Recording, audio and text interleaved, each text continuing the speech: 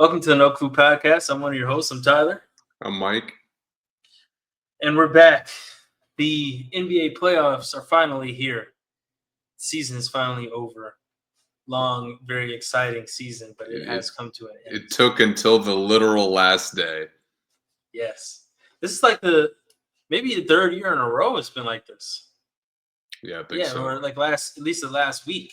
Like a lot of the seeds were still up in the air the last week. Mm-hmm. Yeah. You want to recap anything about the season itself? Not really.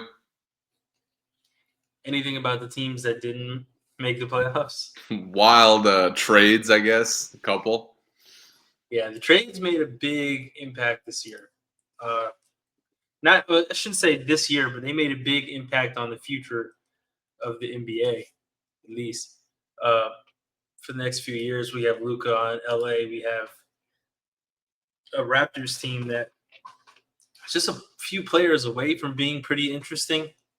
Some Wizards action in the draft. They're going to be high in the draft again.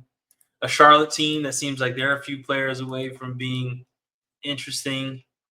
A Suns team that is in full collapse. Budenholzer already gone. So since Durant's been there, he's had 2 or 3 coaches already. 2, I think.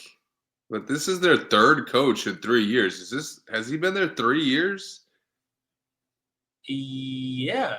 So they've switched out a coach every year he's been there. Yeah, I think so. Yeah, he got traded at the deadline. Not at the deadline. Early in the season, the year before last, right? He just missed Monty Williams firing, I think. Okay. So he got traded the beginning of the season after Monty got fired? I think so, yeah. Because they've had Beal. They got Beal last year, right? Didn't they get Beal when they got KD? That's the part I'm trying to figure out. I could have swore KD and Booker played alone for a year. No, I think you're right. They did do that. I think it was their best year, too. Because Durant got traded at the deadline 2/9/2023. Beal got traded 6/23/2023. So he got traded before the season started. The next season started. So yeah, Durant had been there since the deadline of 2023. So yeah, man. It's crazy what a mess Phoenix is. Yeah. The fact that Brooklyn was bad, but nothing like this. Yeah, so I think Monty, I'm trying to think, when did he get fired? So was it? So they fired Monty after that acquiring KD? Monty got fired from Detroit in 2024, and he only did 1 year, right? So I think so. We're stuck on Phoenix too long. Not that they're Phoenix fires Coach Monty Williams in May of 2023. So yes, Durant has played for 3 coaches for Phoenix. Wow. A new coach every year. Yeah. I guess we'll talk about the teams. But a disgusting trend emerged to close the season out. It did. Let's do that first. Let's do that. So we've lost 4 coaches. I believe 2 of them are playoff coaches. Yeah. Yeah. So Memphis coach gets fired. Denver coach gets fired. Phoenix coach gets fired. Anyone in the East get fired? No. I haven't heard anything yet. Yeah, no one in the East. They said they're keeping Nick Nurse. If Chicago doesn't make it out of the play-in, I would assume it's time. It's tough. Chicago's such a tough situation because it really isn't his fault. And I feel like No, the reason they're playing as good as they are now, the only reason they aren't in the lottery is because it's almost a win-win just to like try something different, yeah, yeah. and It may for not him be to get firing, but maybe are parting ways. yeah. Yeah. Chauncey's still there. Yeah, so I guess it's just 3. Seems like Yeah, it should be but more though. it's Memphis and Denver are the two that are, Very.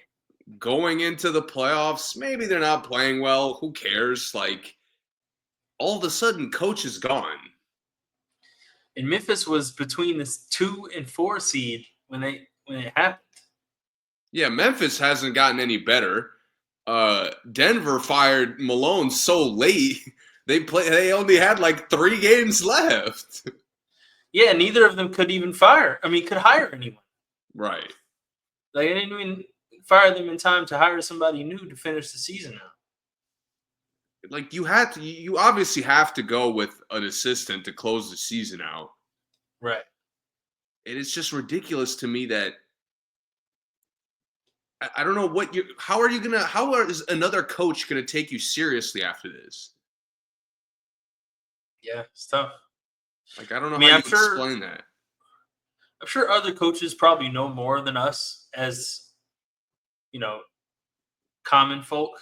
But, I mean, if Malone went in there and cussed the owner out, then, it is what it is. The new coach wouldn't be worried about that. But it's kind of strange. And for Denver to fire their GM also at the same time, Yeah. to bring them both into office, say both y'all are out of here. That's interesting. That to me is actually the most interesting part of that. I get the Malone part. Malone's winning championship. I get Denver's been perennially good since Malone has been there, even before the Jokic explosion. But firing your GM out of nowhere that's a big deal. That means there was really like a conflict into like what the team like how the team looked. Right. Because when's the last time you heard of a GM getting fired? Like you hear some of them just leaving, like Morey just leaves. Bob Myers just quit. But like, when's the last time you heard a GM getting fired? No, It's been a long time. it's not something that normally happens. Yeah, and then like we said, the last 2 weeks last week of the season is crazy.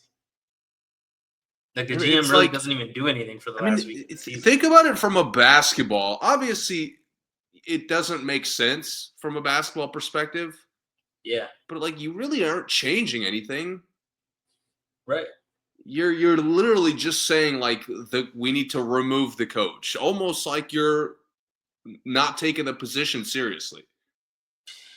Yeah, that's why it's hard for me to believe it was a basketball reason. It seems like it had to be more of a real disagreement, like you said, a disagreement with the overall, the facilities, the facilitation of the team, how it was working.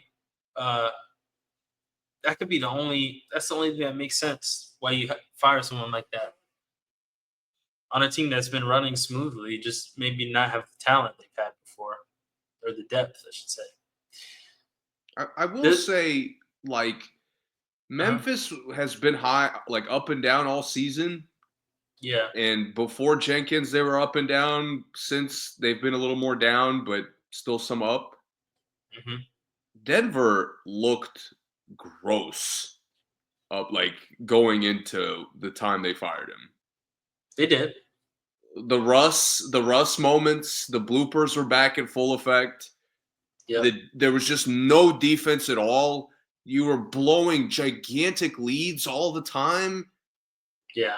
It was just like so uncharacteristic even of them Hmm. that like between the two, I do see Denver's perspective more that something had to change. Yeah. It's hard for me to imagine this was the spark that's gonna like make it better. Hmm. I think I'm on the flip side of that. I think Memphis is more so had to change, but I do recognize Denver, has not looked very good recently. Since the break, it's been just like worse and worse. Yeah, they're 5-5 in the last 10. Not great. 8-8 in the division is not great either. They have the most losses in their division that is in the top 6 of the playoffs. The most losses in their own division. So, yeah, it's kind of weird. As far as Memphis goes, that team has been interesting, but the attitudes on the team has just not been there. I'm not really sure. Yeah, no leadership at all. I'm not really sure who they expect to actually deal with that, or who is going to come in and immediately have the respect of those guys. I'm really not sure if it is one of those situations, especially when you draft, when it's all guys you drafted there. It seems like now they're the brotherhood that a new coach would come into. I think it's different if Ja had an attitude problem, trading Ja to a new team, Ja would have to acclimate his attitude to the new team, like Russ did to Denver. Yeah. But when the Memphis Grizzlies, who are pretty much all homegrown, I mean Ja, Jaren, and Bane are the 3 main characters on the team, and they're all Memphis draftees. Bringing a new coach into that is still gonna they still may push him out. So I think that's going to be kind of an interesting situation to see in the offseason, how a coach comes into that. Yeah, I'm almost kind of looking forward for them to exit as early as possible. Yeah, to see what they do next. Because there seems to be a divorce incoming. Mm-hmm. And I'm interested to see how that works out. But they haven't really they've been stuck. Yeah. It's stuck and you think about Boston, how good Boston had been even when they weren't winning. Cleveland, kind of the trajectory now they've gone to. You don't see that here. Yeah, and they're stuck, and they stuck with the exact same problems. I think we've seen some teams that have been stuck in a kind of slight purgatory, but like you mentioned, the Cavs were kind of in a mini purgatory, but most of it was injuries. Most of it was just guys being too young. Yeah, and most of it was we're looking for that last player to get in there. But Memphis is the same stuff. Is Jaren Jackson Jr. fouling out every game? Is Ja, doing air guns into the stands? It's the grenades now. Yeah, now it's grenades. Ja going into war in the stands. Now, Bane has to carry the team when those guys aren't on the floor, and then you're throwing out all these random pickups you have that I feel like sometimes feel almost forced. Like we're almost forced to think that they're good sometimes. Don't get me wrong, some of them are good, like Scottie Pippen Jr., Vince Williams Jr., G.G. Jackson. Those guys I think are good players, but Edie has looked good for them. Edie has looked great. I mean, me and you both thought Edie was kind of a steal at 9 in the draft. Yeah. I thought Edie going 9 was insane. But they got Santi Aldama gets in there and gets good minutes. But they got all these guys that they try to throw out there to try to get something from. It's just not a whole lot of consistency. Not a whole lot of chemistry building. Just those kind of same issues they've had for the last 4 or 5 years. So I could see it being stale with that coach, with Jenkins, but I'm not really sure what a new coach comes in and does immediately without a trade. Yeah. We kind of mentioned at the trade deadline, this team has a plethora of assets. I mean, who doesn't take the Bane, Vince Williams, Jay Huff, Brandon Clark package? I'm giving you my best player for that package. And all their guys have weirdly showed out like as far as playing time translating to trade value, Yeah. like every one of them looks like they'd fit elsewhere, would fit great, would be an easy fit. Like, Yeah. why not? They're like the perfect 4-for-1 trade. Give me 4 of your guys, like the perfect Carmelo to the Knicks trade. Give me 4 or 5 guys off your bench, and they're gonna make another team pretty good. And I guess since we're talking about Memphis, we could lead into who they're playing. Yes. Because they're playing a team that finally made a change. Yes. Finally acquired like a significant player, changed it up. Not that their identity is different, which it's like, really, if Ja is gone, Memphis is not going to play any different. Depending. Yeah, depends. There may be a little more big picture dynamic, but they've shown the ability to win without him. Like games. Right. Yeah. And they kind of like play a similar way, just don't have an incredible player with that. And you look at the Warriors, who have finally gotten like this slight spark needed to what their identity had been. Yeah. That's why this game to me is huge for both teams. It is. Yeah, it definitely is. And these are 2 teams. This is like one of the secret rivalries of the league. Yeah. I mean, every time they play, it's fireworks one way or another. It's Draymond. It's Draymond flicking the whole crowd off. It's Dylan Brooks isn't there anymore, but it's always rough. It's always a flagrant foul in this when they play against each other. At least one flagrant foul like every time they play. Yeah. So it's going to be a really exciting game. And the Warriors slipped into this position. Also, a couple bad losses last 2 weeks. Yeah. Giving up a buzzer beater to Barnes.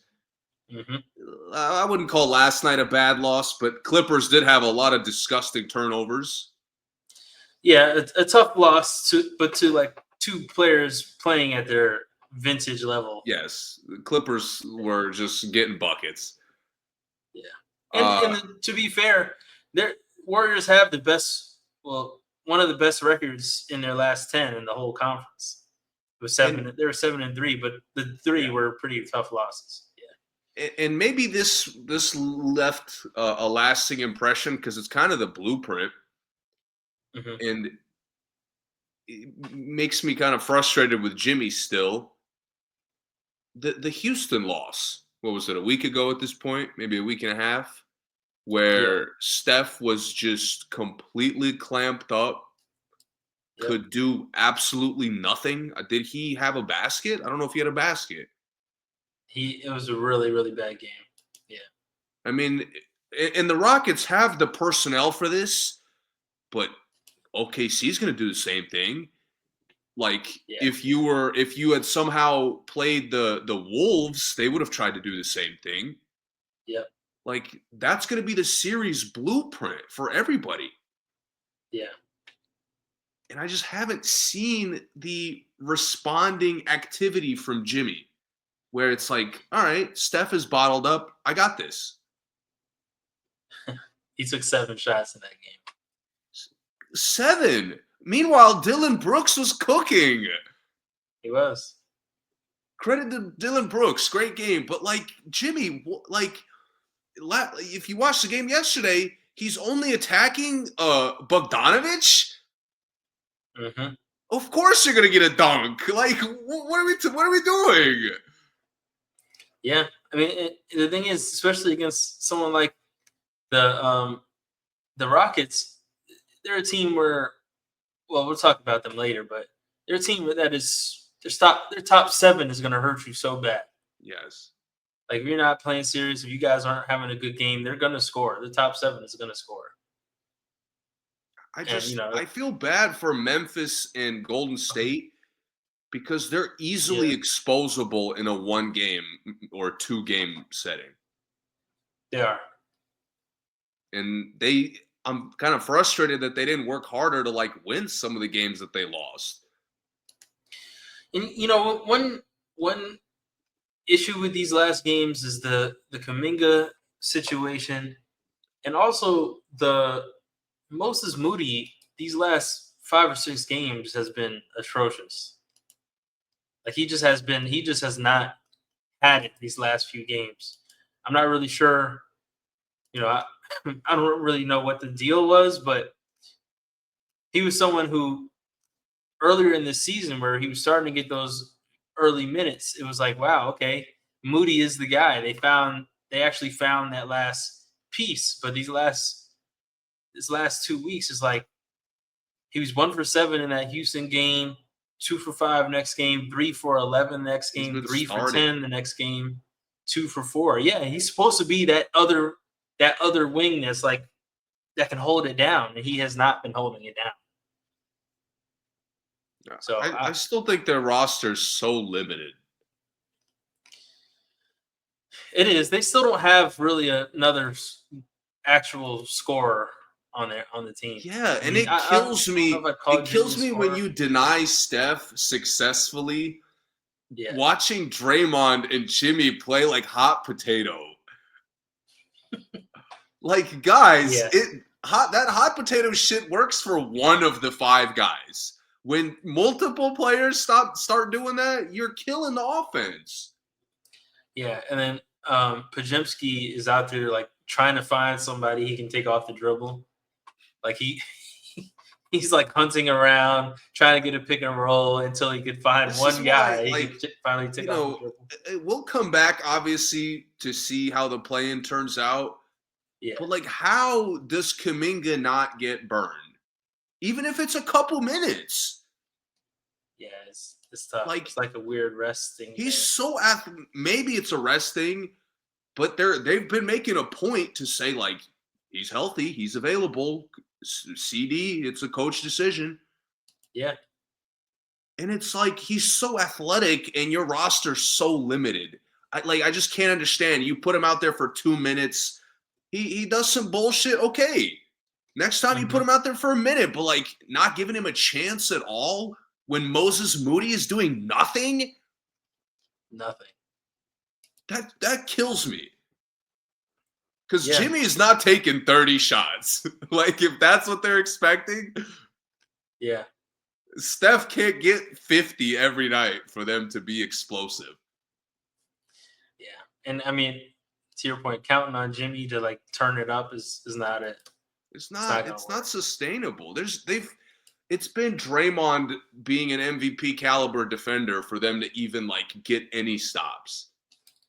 And Draymond's jump shots going in, which I've said for the last few years is their biggest key to success. If Draymond's jump shot is going in, and it has been this season, it has really paid off for them. But is it something that they should rely on? Probably not. It's just like their ball movement is still great, but it's Steph and Draymond kind of carrying the identity of that. Yeah.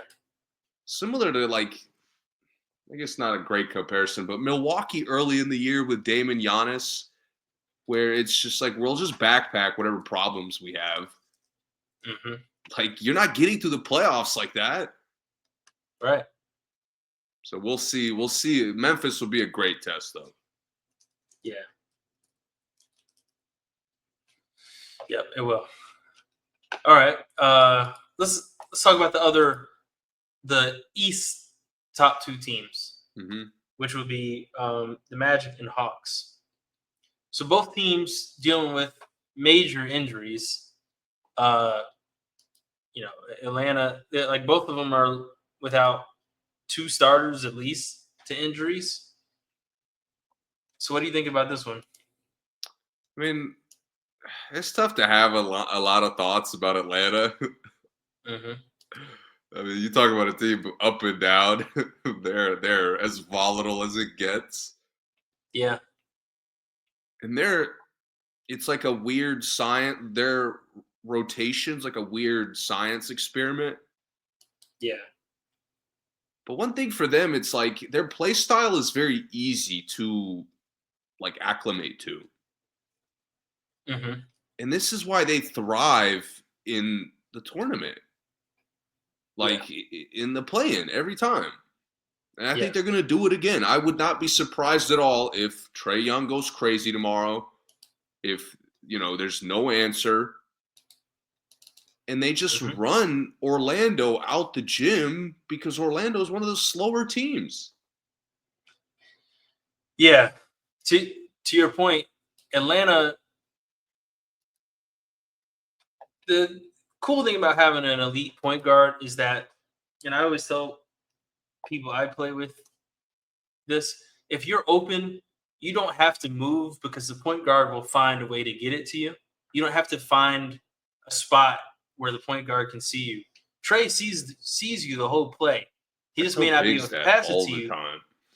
Yeah. If you're there, stay there until I can get it to you. Don't move to try to get more available to me. Because that actually muddies up the lanes and it makes it harder for a point guard like Trae. So it is very easy to fit into that situation because all you have to do is just say, oh, there's an open spot. I'm just going to get there. Trae will find me when he's ready. And he doesn't. So they have been able to, another team that probably made the most roster changes this year, I think. It's low key, but they kind of did make the most roster changes with DeAndre Hunter leaving. Like their rotation looks the most different from game 1 to playoffs. Right. Yeah. Yep. They lost Bogdanovich, lost DeAndre Hunter, which was their 5th and 6th man. Is Johnson back? Is he still out? Jalen Johnson? Yeah. No, he's done for the season. So they don't have Jalen Johnson, but they got LeVert. They got Terrence Mann. They got Niang, and they got Larry Nance Jr., and they got Dyson Daniels, all just this year. That's like 5 new real rotation all the pieces. Guys you named, all the Cleveland guys were coming from great culture. Yep. And then Dyson Daniels has been a hard worker since he stepped foot in the league. He's been the best defender this season from the guard spot. Completely accurate. Yeah. And then who am I missing? Larry Nance. I mean, Larry Nance can fit on the 30 rosters in the league. Yep. And then Terrence Mann. Terrence Mann, another guy who's had to claw for every second of playing time. Yep. And he doesn't. He doesn't mind. He doesn't mind doing dirty work. He doesn't mind playing guys. He doesn't mind guarding someone that he clearly can't guard. He attacks everybody. It's kind of crazy how much of a win-win the Hunter trade kind of turned out. Yeah, it is. Both teams kind of got exactly what they were looking for, where you just didn't have the kind of, what's the word I'm looking for? I guess the maturity to get Hunter to do more of the stuff that the new guys are doing now. Mm-hmm. And Hunter's doing that for Cleveland, so it's working great. Yeah, they needed someone who could go get it a little bit better than Hunter can, and Cleveland needed someone who didn't need the ball so much to go get it like LeVert was. I think Niang could have fit. He could have stayed. He would have been perfect. He could leave. He'd be perfect. But LeVert being the kind of the odd fit one, it's working for this team because this is just another guy that can give Trae a break without the ball. And then Risache has emerged. I mean, he worked his way back into the Rookie of the Year conversation by the time the season ended. He looked so much more comfortable the second half of the season. Yeah, he did. It looked like they put a lot more trust in him than they had earlier this year. And they had to because Johnson was such a big loss for them. Yeah. And it was a long while where I didn't know if he was coming back or not. Was he done right when he got hurt? No, I think it was maybe 2 weeks, and they realized he had a torn labrum. Mm. And he would be done. Because he was he was really emerging as an on-court leader for them. Yeah. Yep. That's where it's Trae doesn't really give enough of that. Mm-hmm. Jalen was just starting to really pick up the slack for that, but Well, I still think Atlanta should be a favorite to win tomorrow. Yeah, I agree. I think Orlando is just this is just a really bad year for Orlando. Like I don't even know. I mean, obviously they want to win, but this is like a game where Orlando is in it because they have to. But I think Orlando was probably ready for the season to end too. I would, if I'm Atlanta, I would want the 7th seed to play Boston. Mm-hmm. And if I'm Orlando, I want to rematch Cleveland from last year. And they beat them this year. They ended the 16-game streak. That's right. That was one of their signature wins too, because I mean they were just falling apart up until that point. Yeah, it was a really big win. And they do just kind of have Cleveland's number. So these two teams are Atlanta is 3-2 in the series this year. So Atlanta has won 3 of the games. Orlando has won 2 of the games. Okay. So and Orlando just beat Atlanta on the 8th, and they just lost to Atlanta the other night, 2 nights ago. So pretty interesting. Pretty even matchup. So we'll see. We will. Do you have see. any thoughts for the latter half of the play-in teams? The Kings and Mavericks. That would be a really bad loss for the Kings. Even like given the situation, I think the Kings are just obviously the much more talented team. They don't have the injuries. Mavericks don't have Kyrie. AD is good, but if Sabonis can't like just match AD enough for the Kings to win that game, then the Kings have a lot of soul searching to do this summer. And I'll tell you right now, and obviously I could be wrong, but I got Dallas winning tomorrow, or not. I don't think they play tomorrow. The following day. You got Dallas because I think Kings have no purpose. They just go out there just hooping. Like, yeah, and maybe they'll pull at Atlanta where they'll just go crazy. That could happen. Yeah. But like AD has something to prove to me, where it's like, yeah, AD has an easy chip on his shoulder where it's like, watch this. Like I did get traded for the guy that everybody's now proclaiming as the face of basketball, essentially. Yeah. And I think Dallas did, other than Kyrie, got very healthy to close the season out. Mm-hmm. A lot of their guys came back. It's no longer like a 7-man roster, 9-man roster that they had for 2 months. Yeah. So I think Dallas is gonna. I think Dallas is gonna handle it tomorrow or Wednesday. I think this might be the best of the 4 games.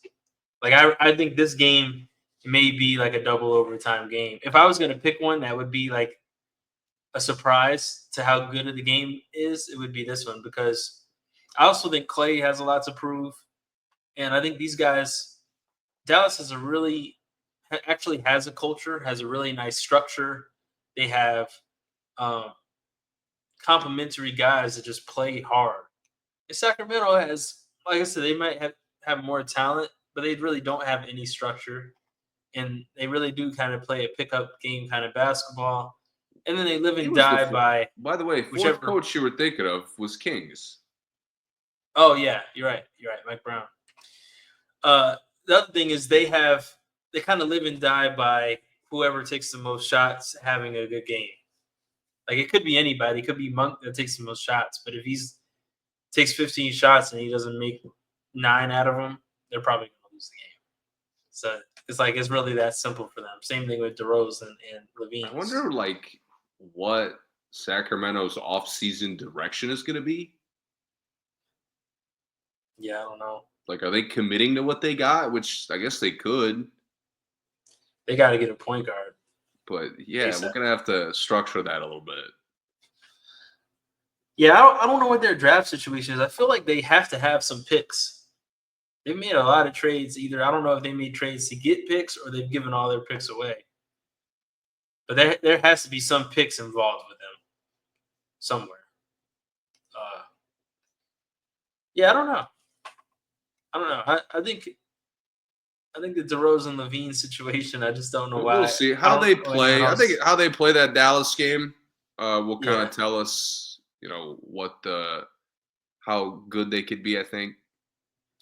Who starts at the 1 for Dallas right now? Dinwiddie? Yeah. Dallas is a mixed bag, man. Oh yeah. Are we going to get the Carmelo Najee Marshall game in this one? We could. See, that's the thing. Like, Dinwiddie's a shitty point guard, but he could get 30. Yeah. And he could get AD like 5-6 shitty ass lobs that AD will just happen to catch. Yeah. And then Najee Marshall could just go crazy. He's had games this year where he's put up like first team NBA numbers. Yeah, I mean, he had a 29 and 17 rebound game this year. 29 points, 17 rebounds. Bro, he came back off injury at one point and had like 35.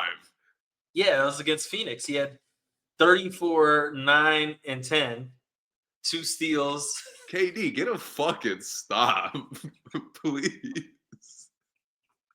That was the Phoenix quit at that point, I guess.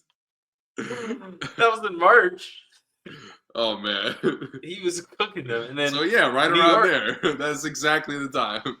Then he put up 38 in the Garden.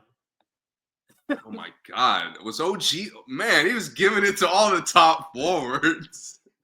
7 rebounds, 1 assist. He was just taking shots, 68% from the field. He was cooking. And Lively's back, right, for Dallas? Yeah, he is. Yeah. So that's a lot for Sabonis to handle by himself. Valanciunas is out there. Right. We're getting ready to get dunked on.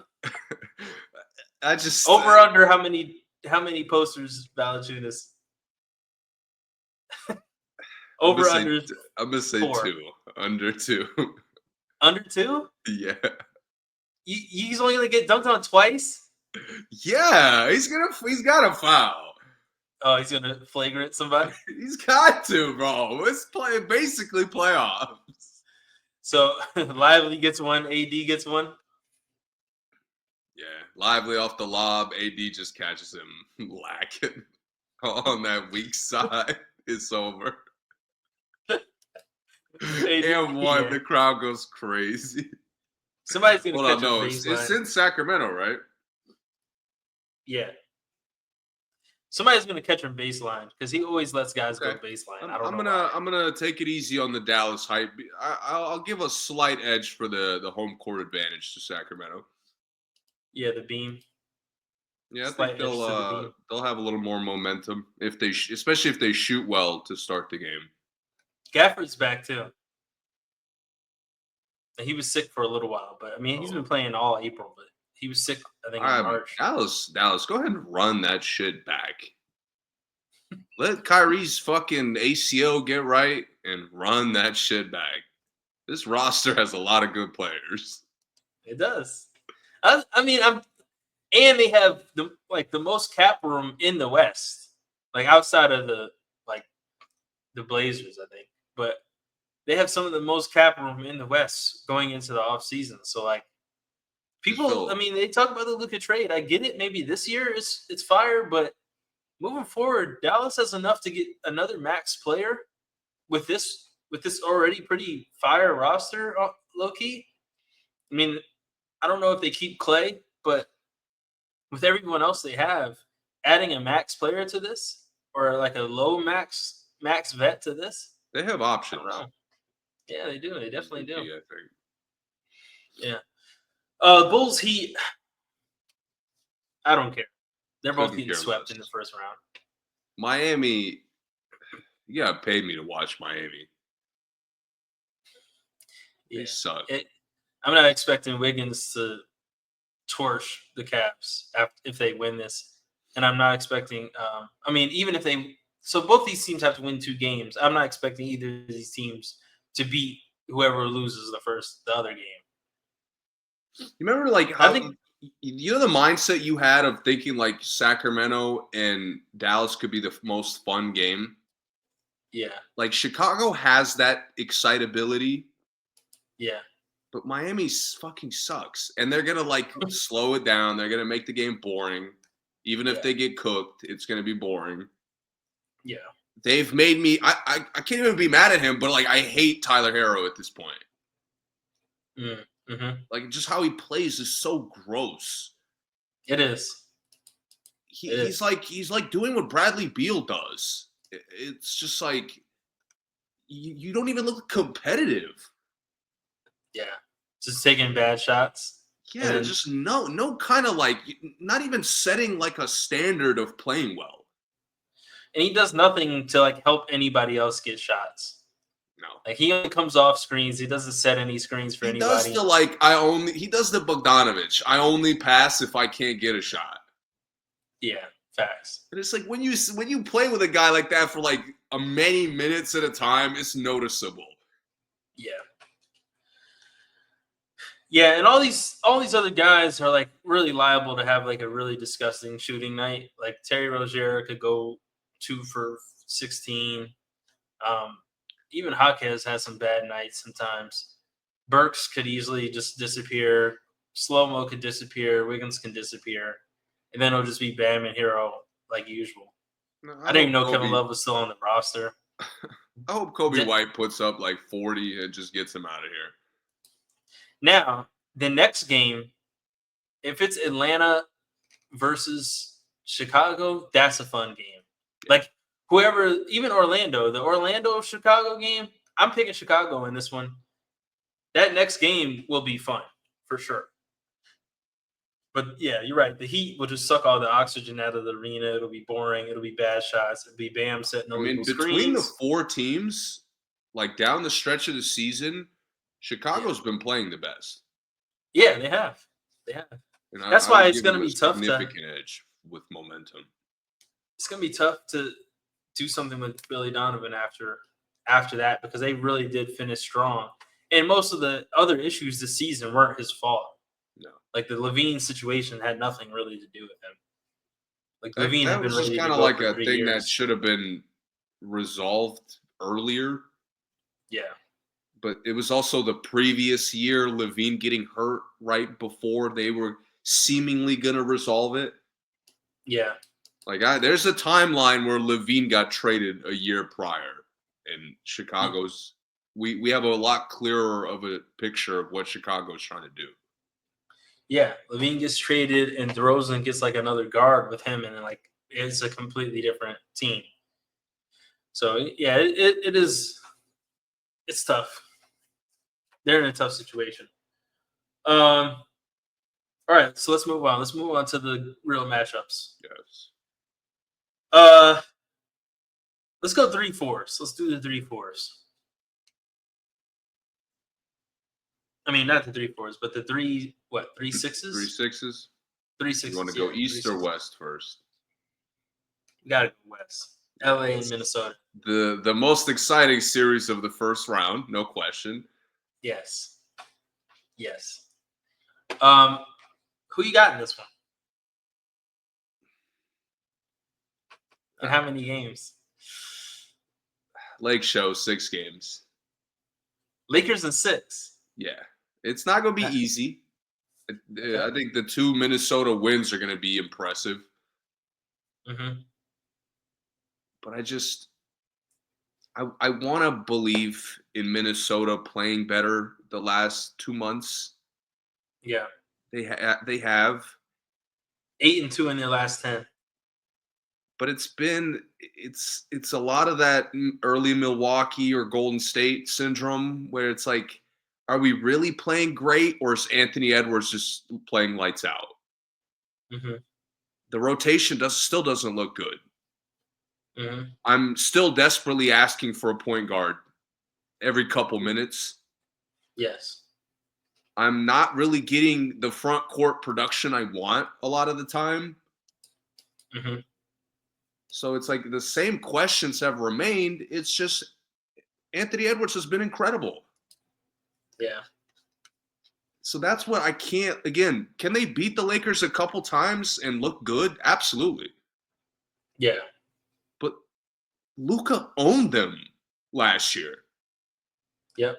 Like they had insane hype coming off of dismantling the Nuggets, who I thought were unbeatable at that point. Clearly was wrong. And then Luka destroyed all that hype. I personally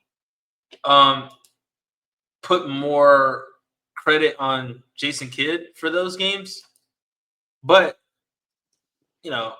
it still is through Luka. But I think Kidd's game plan against them was like flawless game plan. Yes, the doubling and exposed how limited and how simple their offense is. Yeah. And we're not going 16 playoff wins, not having sets, not having go-tos, not having any designed out of timeout plays. We're just hunting shots. Yeah.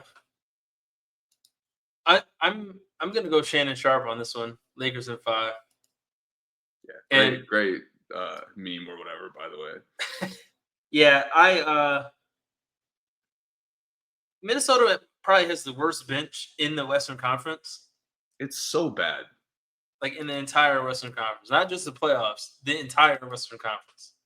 Dante Exum would be the second best player off the bench for Minnesota. Jesus. And it's Naz Reid falling off. Naz Reid has had a bad year. I don't know if falling off is maybe strong, but a down year.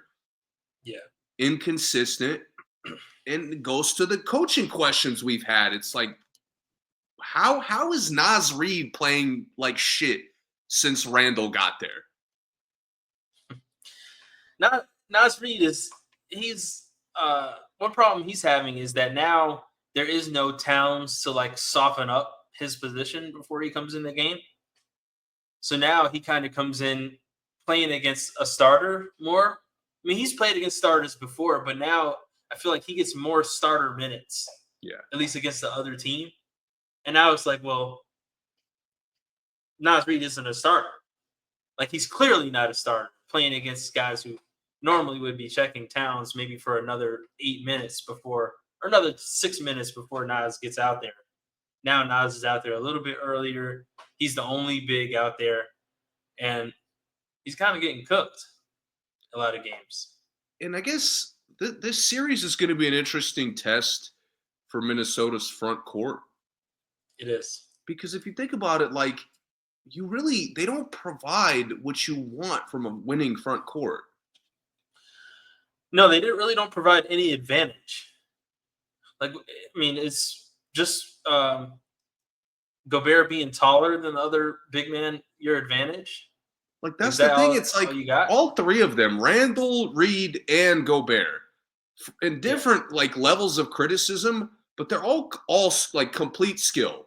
No power, no strength, never a dominant rebounding force. Right. Never overwhelming with their size. Mm-hmm. And meanwhile, while they're struggling to figure all that out, Jackson Hayes is going to be catching lobs, one drive dunk. It's easy. Yeah. It's easy. That's where the struggle for Minnesota is beyond not having a point guard. Their shitty offenses ruined their front court. It has. And for some situations, a point guard alone could fix that if they're really like that. But I'm not so sure in this situation. I'll say, you look at the Clippers, I think Harden alone has made Zubac a top 10 center in the league. Before that, Zubac was funny. It's funny. I've wrestled with this thought. Every game I've watched the Clippers, I've been struggling between, has Zubac gotten better enough to really be top 10, maybe sneaking into top 5 talks? Or because Harden really establishing his presence? It's Harden. And the thing is there Lively and Gafford have been playing okay this year, but have they been playing like they did when Luka was there? No, or Kyrie? Well, Jackson Hayes is doing exactly what they were doing. Exactly. And he looks just as good. Like, who are you taking now between Jackson Hayes and either of the Maverick centers? Jackson Hayes is pretty fucking good. Whichever one Luka's playing with. Out of nowhere. Yeah, whichever team I have Luka on. Like, it's just that simple. And I've always been a Jackson Hayes fan. I've been one of Jackson Hayes' biggest defenders in all the media, at least. But yeah, I mean, he gets enhanced by the guard he plays with, and they just don't have that in this. Like, Dante DiVincenzo is not making your big man better, and Anthony Edwards just simply isn't the kind of, he doesn't have the court vision to make Gobert play the best he can play, because there's times where they could have used Gobert better last playoffs and they just couldn't figure it out. They just cannot figure it out. They also no, to your point, it just they haven't been able to figure him out. I think it's because he's trash, like as far as winning a championship goes. Yeah. Like up to this point, Gobert, good starter. But now, like, that you have to win rounds, you have to form an advantage. Yeah. I mean, every time Lucas sees the switch, it's over. Well, I'll give you another example. Has Gobert ever looked better than he did with Donovan? No. There you go. I mean, it's that simple. I'm not saying he will be an all NBA player if he has a good point guard, but he'll be a lot better than he is for them. They'll have at least some space where somebody gets all the way to the basket and can find him. Like, Edwards doesn't even drive to the basket anymore because he's third in the league in threes. I think if they had been playing poorly, because they had the luxury of playing well to close the season out, thanks to Ant being crazy great. Yeah. If they had been playing like shit and really slipping, I wouldn't be surprised if they did what Memphis did or what Denver did. Fire the coach? Yep. Yeah, me too. Like, if we were coming into the last month and it's like, okay, Randall and Ant, it's not working. The depth, atrocious. Signature wins aren't happening. Mm-hmm. What's the reason Finch is still there? Yeah. He would have been gone. And are you so sure that the Randall and Edwards situation can't work? Like, have you given up on that? No. I haven't given up. Yeah, me either. I'm hearing a lot of people give up on it, though. No, I still think it's possible that it could still be kind of fire. Like, I'm giving up on DiVincenzo as their key bench guard. Like, I could give up on that. Yeah, that's over. That needs to change. and I mean, we're spending a lot of time just on them, and they haven't lost yet. I mean, we're acting like this season's over because I also think they could beat the Lakers in 6 games, but I'm just going with my brain. Like, I was really thinking about it, and I think the Lakers bench is good. The Lakers have a second unit where they can just have LeBron out there with some scrubs, and they can beat probably. Think about you asked me if I'm willing to give up on Randall and Luka and LeBron. I mean, I'm willing to buy stock in them. Yeah, facts. Their chemistry was immediate. Yeah. So to me, the Lakers have been so overwhelming with their identity, surprisingly enough. Yeah. Like, they've been playing through the stars. They've been playing through the mismatches. They're very focused on how they get the mismatches. Yeah. And their role player, Austin Reeves, has been crazy good. Yep. But their role players all know what shots they're getting. Mm-hmm. Like, Hachimura came back. He was hurt for a little while and, was flawlessly fitting in. Hitting game winners, closing shots immediately, clutch shots immediately, momentum shots immediately, making plays right away. It's just easy. They got guys coming off the bench you've never heard of and are immediately contributing. Yeah, and everyone has a clear responsibility. And the Timberwolves, they just have a lot of guys. I think there will be some games that Timberwolves will look impressive for the first 40 minutes of the game. And then those last 8 minutes, Edwards has to do it alone. And he's just not going to be able to. while the Lakers are like they're like beating you from like 4 different positions and and Reeves is working and Hayes is catching lobs and all this is happening and Edwards is just trying to play 1-on-5 on the other end. That's exactly what's going to happen. Yeah, I think that will happen in a really close game, and then the Lakers will just win that. Yeah, it's like you're playing the matchup kind of odds where the Wolves' structure to like be a good defensive team is matching up well, and like with guys like Luka and LeBron, you just can't. Yep. Like I thought with Denver, that was kind of they had like a potential blueprint, but it's like, Jokic is an all-time great player. He's not that great compared to LeBron. Right. Jamal Murray, a cool scorer compared to Luka, he's not really that good. Mm-hmm. And here it's just like, bro, Jaden McDaniels is gonna be getting cooked the entire series. Possibly. He's gonna be. I mean, who else is he checking? I don't know. Then he catches Austin Reeves on the switch, and he's going to bait him into hacking like everybody else. And that's the problem with the Timberwolves' depth. They just don't have a whole lot of guys that you could trust with that responsibility to do something special. Like Nikhil Alexander-Walker, I mean, he may hit some threes, but what else am I really hoping that he does for me? And I think that's a massive difference. Even like from the amount of depth from the top seeds to the Timberwolves. Yeah. The depth from the top seeds, there's such a level of trust. Yeah. Even the new teams in the playoffs, who we'll talk about in a little bit, like the level of trust in their depth is so much better than anything the Wolves have going on. Yeah. And Lakers are good enough to double and be able to check everybody else. They really are. I mean, they have the guys. Like you put Dorian Finney-Smith on Ant 1-on-1, and then you say, okay, Rui, go double him. And, I mean, LeBron can go get everybody else. Yeah. LeBron, Jared Vanderbilt, and Hayes can clog up the paint to the point no one gets free. No one can cut. And then you're just hoping that DiVincenzo has a great shooting night. You hope that Randall is hitting his three. We'll live with that. Definitely live with that. For the Wolves, this is a good opportunity. Like if they make this an extremely competitive 6-7 games, like if this series is a toss-up and it's like Luka makes a couple shots or LeBron or like, just it goes the Lakers' way. Yeah. That to me is a different conversation. Yeah, I agree. Yeah. Because you come out of that like, we didn't come out, but like we were right there. We obviously are battling with the guys who are probably going to be in the finals. Yeah.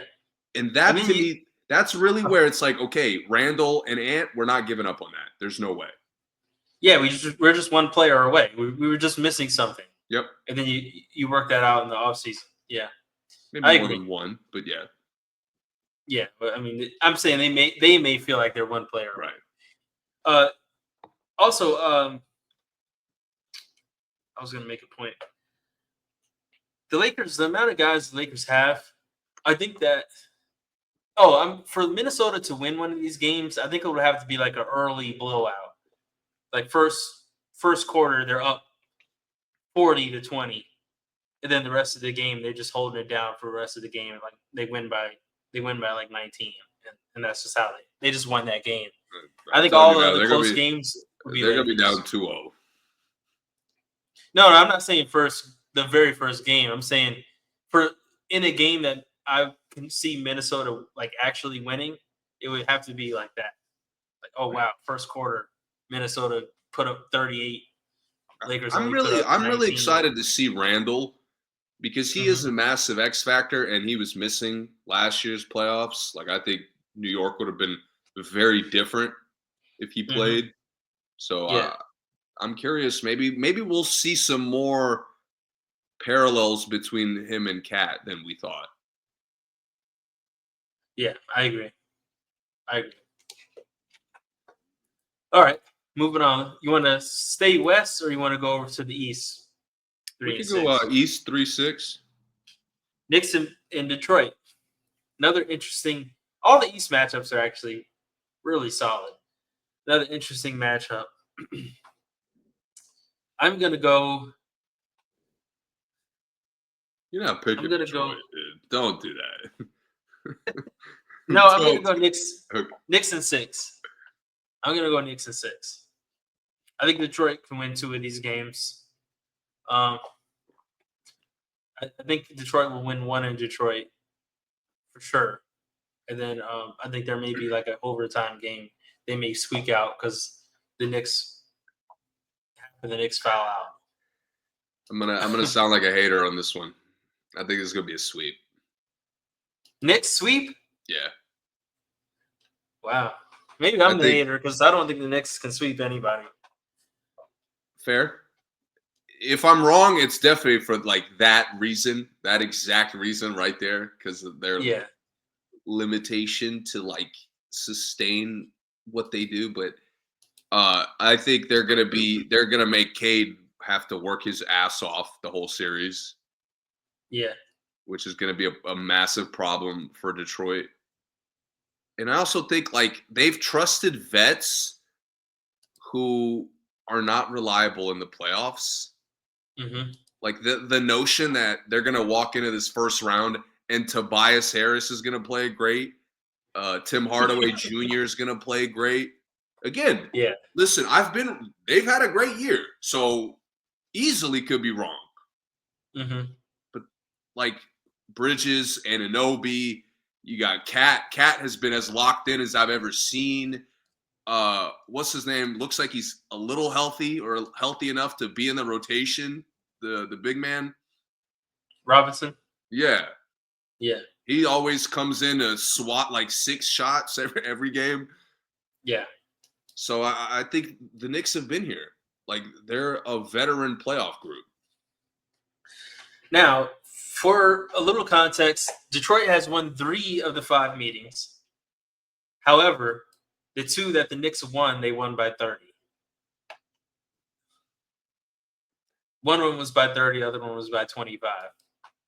So, you know me, I don't take too much context into the regular season matchups. Yeah, it's the Knicks.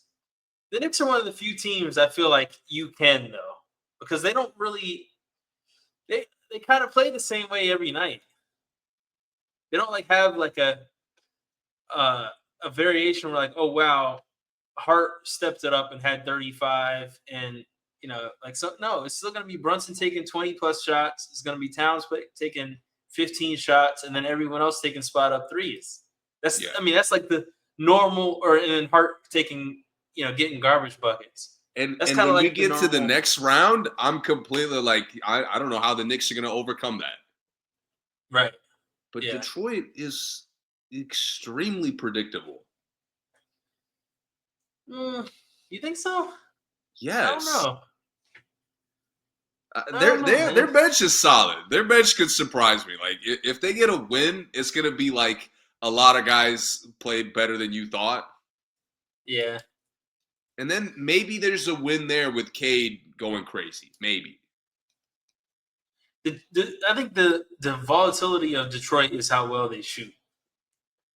Because there's a game where, there has been games where Hardaway and Beasley both have 4+ threes, and then when you're running out to them, then Cade ends up with 30 because you're just flying all around.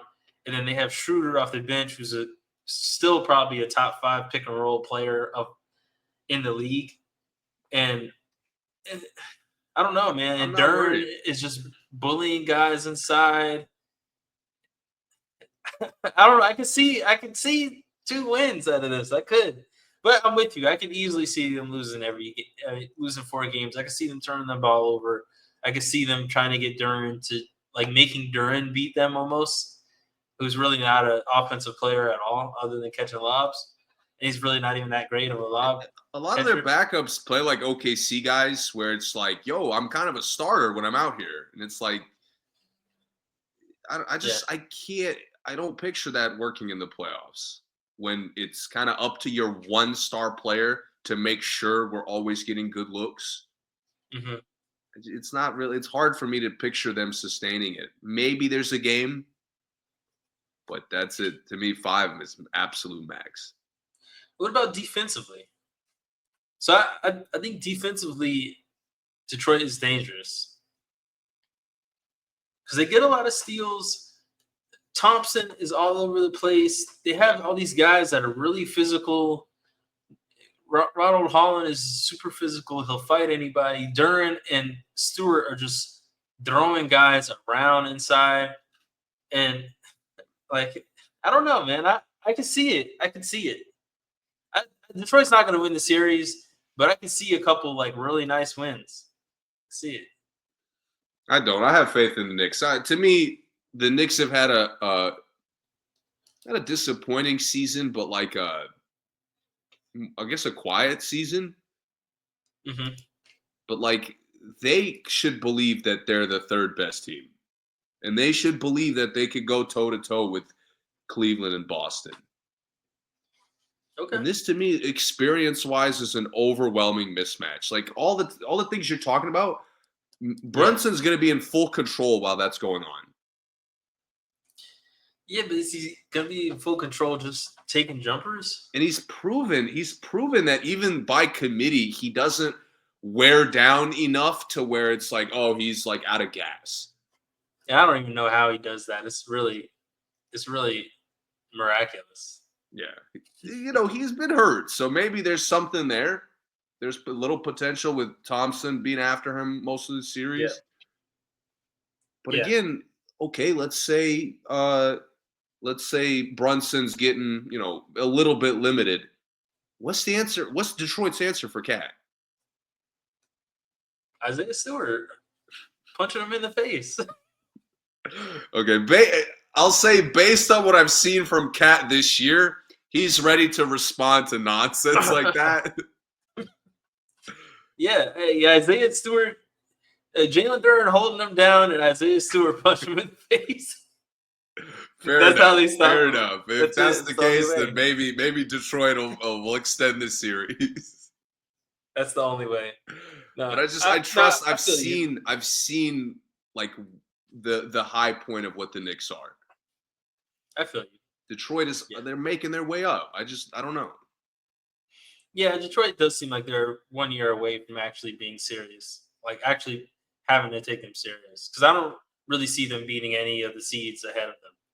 Even Milwaukee with injuries, I think would sweep Detroit. They're just too new to beat any of the other playoff teams. Like even let's just take a play-in team, like take Atlanta. Atlanta's more established in their identity and has been playing that way for years. Yeah. Detroit has just kind of figured it out. Are you still married to the Cunningham at the 1 situation? Like, do you think he should play the 1 forever? Yeah, I'll rock with it. I'll marry it. Okay. I'm not. But we'll see. I think it's the best position for him on Detroit because, Shooter has never been a good starter in the league, and they just don't have anybody else. But and that's where, this is a good test for that. If they make the series competitive, that shows that there's some, the Knicks are a good defensive team. So just playing one-man show is not going to cut it. I think he's almost like a Jamal Murray kind of type of player where if they had another player on the team that was like a really good play starter, I think he actually would be. Yeah, and he could score or pass when he wanted to and not. I don't know. He does have the playmaker vision, though. He sees guys open in advance. He'll when they struggle to score, he'll try to get inside more. When he's off, he'll kind of get to the spots he really loves a little bit more. Yeah. So he does have some of the instincts. So I'm married to it. All right. That's fair. Okay. Back to the West. Denver and LA. Denver and LA, 4-5. This is interesting because LA is absolutely on fire right now. Yeah. They looked fantastic in the Warriors game. And Denver does not look great. And talk about another situation where depth is going to be a big part of this game. The series. Who do you have?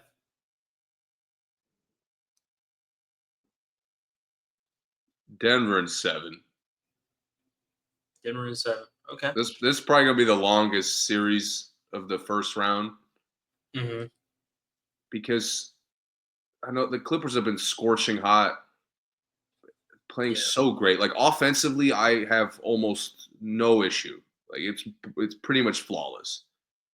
Yep. Defensively, they're still just like switching everything. Yeah. And that Jimmy Butler was eating them alive, just getting Bogdanovich on him over and over again. Yeah. Like no nuance, no like just give me a screen with Bogdanovich's guy. That's literally playoffs. Like that's what we're gonna be doing in the playoffs. Mm-hmm. And it's again, I've liked Zubac enough that now, even though he's not as good, I'm okay with him battling Jokic for a series. Like if he's my center, I'm at a disadvantage, but like he's been there before. He's played him enough. He's good enough. Mm-hmm. But they're going to be switching everything, which Mm-hmm. means Zubac is getting torched by fucking Jamal Murray. Mm-hmm. And then Jokic is eating all the little guys alive. Yeah. And this is where the Clippers, it's like even this yesterday game, like uncharacteristic turnovers, unforced, stagnant basketball, unforced, a lack of energy in a must-win game. Yeah. So the Clippers are, I think, shoot great enough to win 3 games. Mm-hmm. But I think Denver's identity will sneak out, especially that last game. And Jokic is just going to be unstoppable. I think Jokic will have the best stats probably in the entire league in the first round. I don't know about that. We'll get to another. We'll talk about another series in a bit. We'll come back. Okay. But I'm gonna go with Clippers. I'm gonna go Clippers on 6. I know that sounds crazy, but I'm not. I mean, It's not. For the listeners who have been longtime listeners, there's not a single player on the Clippers I like. If anyone who's listened to us for the last few years, but a team with Bogdanovich, Batum, and Kawhi on it, me rooting for them or me picking them to win is like Haley's Comet. Am I wrong? No, but I get what you're saying. Because I can't stand any of those guys at all. I would hate to have any of them on my team, but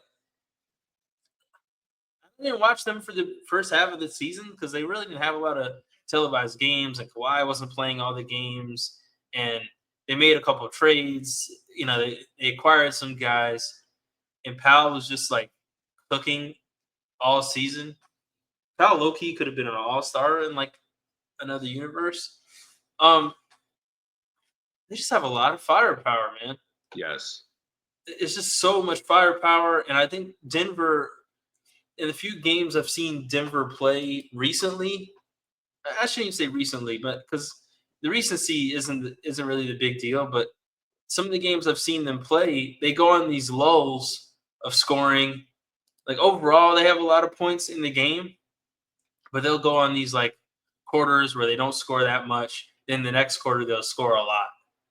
Or, you know, they'll have these like weird moments that I just don't really see the Clippers having, unless it's just Harden bricking shots. But the Clippers just have pieces all over the court that can just score, and they're dangerous.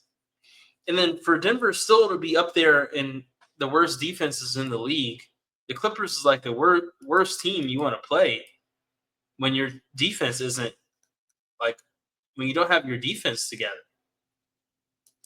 Because talk about it's Denver and Jokic himself, like Jokic alone being one of the worst players to ever play at giving up layups.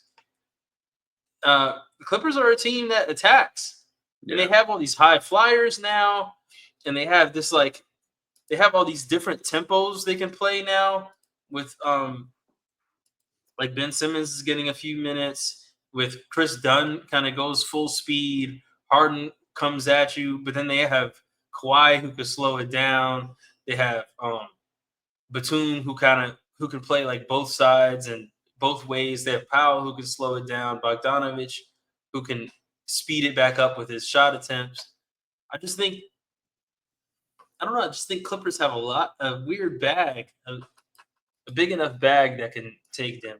But this is like sometimes it's too big, and you get yourself in trouble. That's true. Yesterday's game is such a perfect example because Harden and Ben Simmons, like playing great or even not, they're playing like point guards. Like they're establishing tempo, whatever you need it to be. They're looking for the guys you need to be looking for. Yeah. And yet, again, must-win game, Chris Dunn is spending offensive point guard minutes. Like, he's bringing the ball up and initiating sets that, by the way, he's throwing straight turnovers. Like, yeah. Ty Lue, he's out there to guard Steph. Why does he have to initiate the sets? I agree with that for sure. And then even again, I named two guys playing excellent point guard. And guess who we let in the second quarter run the show? Bogdanovich. What the fuck? That was a disaster. Why? Big disaster of the game. I'll be honest, like I want to believe that Ty Lue is not Doc Rivers. But watching them coach side by side, I can't tell the difference. Ty is a little bit worse than Doc for me, but I agree. Both like establish an identity of some sort, and then just like adjustments. What do you mean? What is that? Ty is like a little more arrogant with his adjustments, I think. Yeah, for sure. Ty is just like, I'm just gonna do this, and you guys will like all see when it works. He's younger, bro. It should be Doc who's like stuck in his ways, and Doc is at least trying guys for some purpose, not just to throw out. Yeah. And meanwhile, again, Bogdanovich running the point guard with two guys who are running it well. Yeah. Bro, just space the floor. Get the fuck out the way. Yeah, I didn't really get that game plan either. That was odd in this situation. That's why, like, the biggest thing for me in this series, it's like all the switching. It's not even going to be Jokic eating you alive. It's going to be Aaron Gordon who, out of nowhere, gets 30 and 15 on Kawhi's head. Yes, it's like, Kawhi fucking responds with like an efficient 22.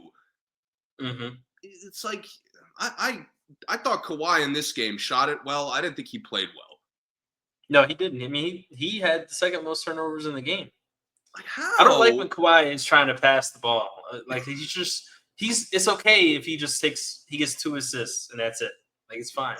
I don't know why they can't take like Norman Powell is there doing exactly what Kawhi wants to be doing, but I guess there's like some disconnect.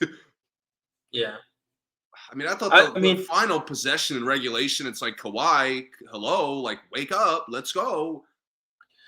There's sometimes I wish they moved Powell back to the bench when Kawhi is there, because it's just like you only get like a quarter of the true Norman Powell with Kawhi out there. Yeah. Like not enough basketballs. Yeah, it's not. Yeah, we'll see how it works against Denver. I'm excited for that series. I think that series will be, for me, maybe. I don't think either team wins 2 in a row. Yeah, that's fair. This looks like, based on how like the teams could get exposed, this is going to go back and forth. I think every game. Very possible. Yeah. I was going to say, I think this is one that every game will be interesting for one way or another. You'll learn something from every game in this one. All right. If Clippers win, Denver's depth is just got to be addressed. Yeah. My God. I think they blow it up if the Clippers win, to be honest with you. And I mean, blowing up only means so much, but I think Jamal Murray's gone. if Nuggets lose. I'm not mad at it. I think it'll probably be Gordon and Jokic will be the only guys that are like still there. I think they may package Murray and Porter. And Porter's a little expensive. I mean, they paid him, but who says no to Jamal Murray and Porter for Ja? I'd take that if I'm Memphis. You wouldn't take it if you're the Nuggets? Ja and Jokic should be wild together. I cannot picture that at all. But who says no? Jamal. No, I think Trey? It's a win-win. I think it's a win-win. For who would you say no to Trey? Jamal and Porter to Atlanta? I'd say yes, but I'm sure a lot of people would be like, no, Trey's not that good. Whoever says that is on crack. He's a fucking hater. They just stopped watching basketball. But yeah. Oh, that stat. I don't know if anyone else has said that stat about the Michael Jordan that I sent you off air. But for those who do feel that way about Trey, look up Trey's like stats. He's like reaching legendary stats already in his career. Like, and no one ever really talks about it. But his assist numbers are like so ridiculously high at his age. I mean, at his like career length is just. It's just haters, bro. People like it really is just hater. Like internet haters. Yeah. Okay, back to the East. The biggest rivalry in the East, Pacers and the Bucks. And if there's anybody who's gonna compete with Jokic for stats, Giannis, a solo Giannis. Yeah, I mean this is as solo as Giannis has been in a minute. Yeah, he'll probably average like 38. Yeah, I have no clue if the Bucks could win multiple games. Yeah, I'll pick the Pacers in 6 just because I don't really trust them to close. Yeah. But it's just their depth is too overwhelming. Their massive coaching advantage. I mean, like, describe to me the way Milwaukee wins the series. Describe Sorry, listeners. No, I'm with you. Would you say Pacers in 6? Yeah. Yeah, I'll say 6 as well. Yeah, I'm completely. I have no notes about this one. The Bucks are really good, but like, dude, without Dame, there's a cap. Just Obi and Pascal are gonna run Bobby Portis and Brook Lopez out the arena. The Bucks and the Brook Lopez situation, like this is officially the crossroads. Like if Brook Lopez doesn't. If he's back next year starting, I'm not taking him seriously. Oh, yeah, same. If he doesn't unless he really plays well in this series, where it's like, wow, Brook Lopez, finally they figured him out, then yeah, it's that's not happening. Yeah, I don't see it. Haley's Comet level odds. It is. And then just the guard play on Pacers, they just work harder. They're not better, but Nembhard and Halliburton and TJ McConnell and even Mathurin. As a roster, let's say Giannis is the hardest worker. The second guy is it's the second to 10 is straight Pacers. I'd throw Bobby in there. But other than Bobby, everybody else is straight Pacers. But the problem, it's okay, Bobby's among the Pacers, but all those guys are, not younger, but more athletic. Yeah. All have more of a motor. And they didn't miss the last 25 of the last 27 games. Right. But it's so much, Bobby's such a spark plug, but it's hard to be that when you're alone. Yeah. And on the Pacers, when you're a spark plug, 2 guys minimum are extra spark plugs on top of that. Yeah, and it sucks losing Dame because you lose some guys that would be spark plugs to playing more minutes. Like Kevin Porter Jr. now, I don't think he starts, but basically starting. because they start Ryan Rollins at the 1 sometimes, and then like Kevin Porter Jr. comes in really early, you kind of lose the ability of like him and Bobby spark plug lineup, him, Bobby, and AJ Green I mean, coming I'll in tell to you like what, based shake on how stuff they've up. played the last month, if Dame was healthy, there'd be a serious conversation, like how this series turns out. If Dame was healthy, I'm taking Milwaukee hands down in 6. Still, it would still be 6, but I'm taking Milwaukee. I don't know about hands down, but I'd want to take Milwaukee. I mean, you got this going 6 games without Dame. Like, you know what I mean? Like with Dame, they win an extra game to me right away. At least one extra game. Well, I'm giving the Bucks an extra game just because the Pacers relax. Yeah. When they go up 3-1. Yeah. I mean, 3-1. Like Giannis will have to go crazy for this not to be a sweep, which he will. Yeah. But that's maybe 2. I'm giving Giannis the benefit of the doubt that that's 2 games. Yeah. Not likely. And keep in mind, make note of the listeners, we did not mention Tyrese Halliburton or Siakam a single time just now. So it's not even about the stars of Indiana. It's the coaching and it's the others that are just going to outwork. I mean, Neesmith is going to play harder than everybody on Milwaukee other than. It's more a statement to like how Milwaukee's not there yet. Yeah. Like the Pacers are at the contending level of they impose their identity, and then it's like maybe the stars are good enough, maybe not. Like that's a good problem at that point. Mm-hmm. Yeah. The Bucks don't have that ceiling yet. No, they don't. And they got a bunch of guys that just don't bring it every night. Like Torian Prince leaves his heart in the hotel room, bro. Like 60% of the games in the season.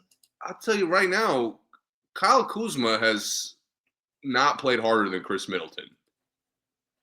Oh, facts. Yeah, and big facts. Chris Middleton's on the worst team in the association. Yeah. So it's like there's just a clear issue with like that move. Kind of in hindsight, is not really that good. Yeah, it really is. I mean, the availability is better, but for what? Yeah, I mean, like you said, if he's not playing harder, it only means so much. Especially when they already have, because they have a deep team. They're just. And Middleton's identity as an individual player brought a lot of potential to them. It did. Yeah. Kuzma has like a good amount of skill, but yeah, it's not really giving them potential. Again, a lot of this is just because Dame is gone, so I don't want to go too deep into it. We'll have a more in-depth conversation in the offseason based on his health. Because they're still talking about, like, if they win this round, there's like a tiny chance he could come back. Yeah, he's cleared for basketball activity, but that doesn't mean he's cleared for physical.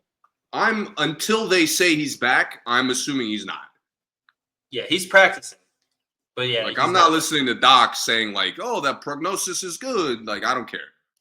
No, yeah, I'm not listening to that either. But if they announce like he's back officially, like he's in the fucking lineup, which they do, they'll do that like game 2 right before the fucking start. Yeah, and Dame, I'm not like saying anything negative about him as a person, but Dame misses games like for weird stuff. Like when you think he's healthy or you think it's like a short-term thing, oh, Dame's going to miss the next 40 games. Yeah. You know what I mean? Like, oh, Dame twisted his ankle. He's going to miss 35 games. Whoa. His body doesn't respond like he's not like Russ. Right, yeah. Russ tore his Achilles. He's only going to miss more athletic from every meniscus tear. It's like that doesn't make sense, but okay. Yeah. Russ tore his meniscus. He's going to miss 1 month. Wait, what? Like Dame like tears his ab muscle, he misses a year and a half. Yeah. Okay. Last year, what was it? Last year he like just strained his Achilles, right? Yeah. And he was just like it was kind of like teetering, maybe not, and then he was done. Yeah, so that'll be interesting. It's not too much game strategy for this one for us. So, do you want to talk about? Well, let's talk about this. Number one seed or number two seed. Let's go number two seeds. Who should they want to play? Who should the Rockets want to play? Golden State. So you think the Rockets should want to play Golden State over Memphis? Yeah. Okay. Tell me why. I think Houston, like Sengun, has an easier time getting whatever he wants. Yeah. Against Memphis, thinking of like a series, that's a lot harder work. Yeah. Especially when you're not like a good athlete. That doesn't matter against the Warriors. They're too little anyway. Yeah. Right. The Grizzlies have size. They have depth. They got guys who are going to hack. Mm-hmm. To me, like, you can match up your top 7, maybe 8, can match up with the Warriors because they have the same problems.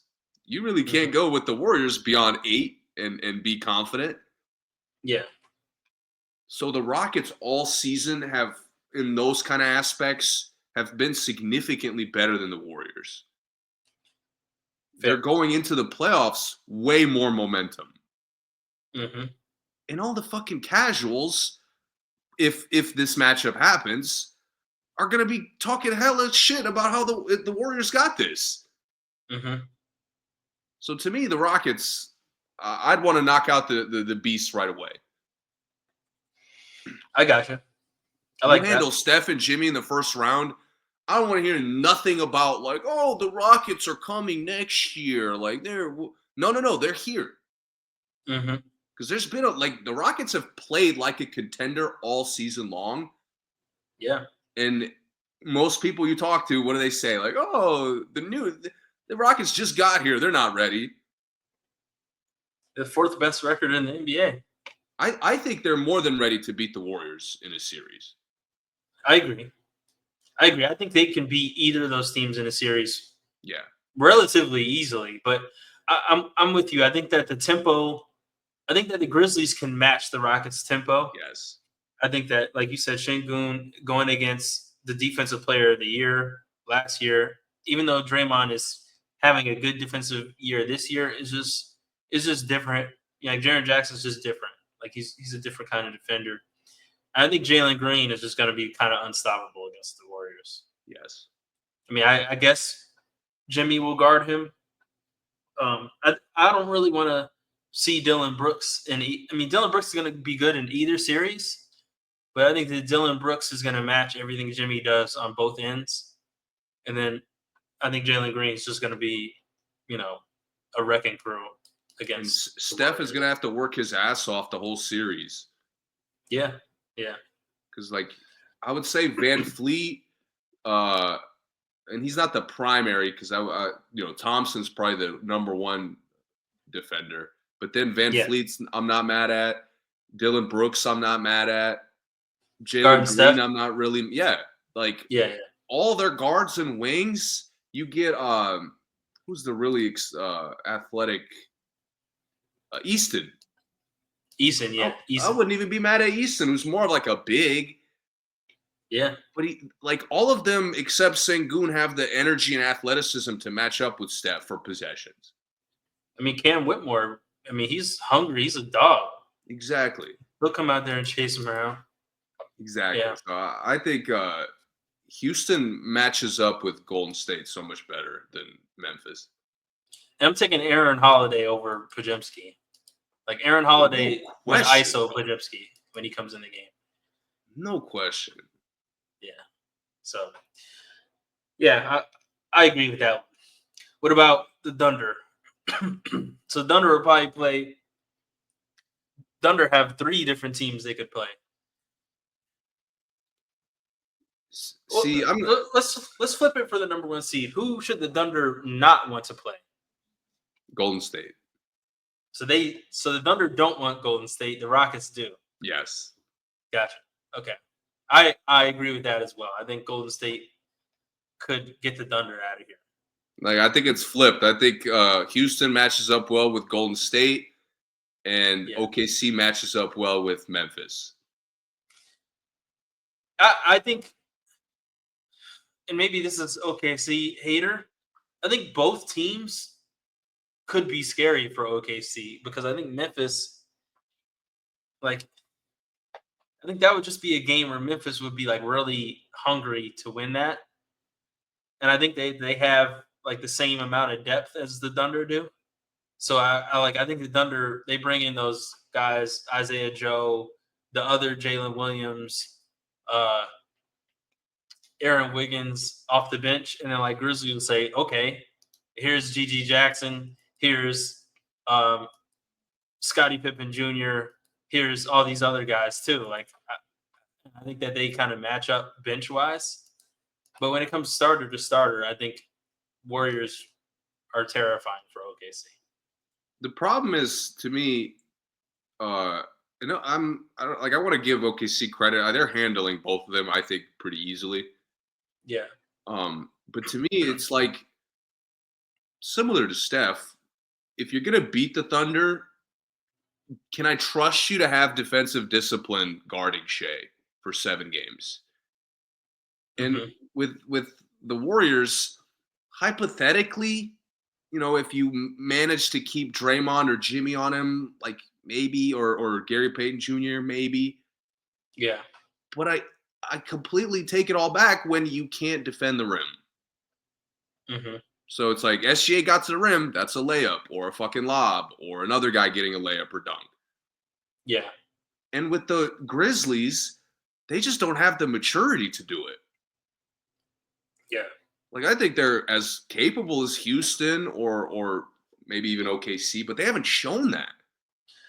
If the Grizzlies played OKC, that would be the series where they would be really upset that they lost Dillon Brooks last year. Yes. Because that would be like the Dillon Brooks series. Because like OKC has been so great, you have to, like, I need to establish how I'm going to guard Shea, and then we can match up on everything else. And they gave Marcus Smart up for nothing. Yeah. Had they had Marcus Smart in that series too, like that would be another interesting, like, okay, I'm putting Marcus Smart on whoever we need to, but they don't really have any primary defenders on Memphis, not guards. And they're all pretty small. Yeah. Like Bane is not taking that assignment. No.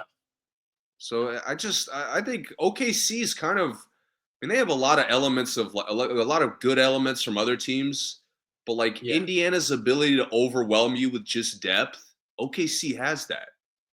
Yeah. And they almost like haven't even unlocked it yet because they haven't needed it.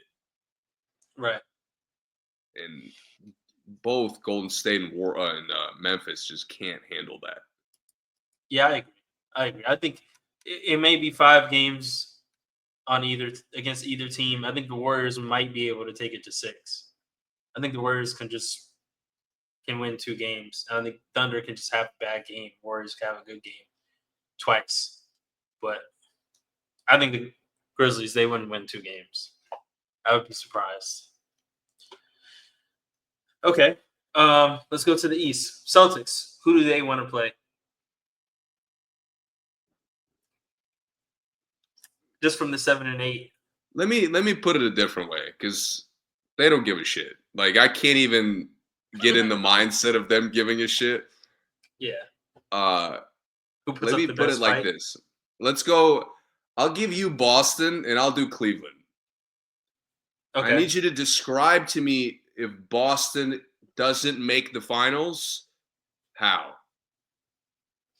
So ignoring the play-in teams, just period overall? Yeah, because they're big picture. It's not really like their first round. I mean, if they get upset, it's a whole different conversation, which they're not. If Boston doesn't make the finals, it would be it's tough because they're the 2 seeds, so yeah, take everything into account. Their path, what could happen, They'll play the 3-6 Nets, correct? Yes.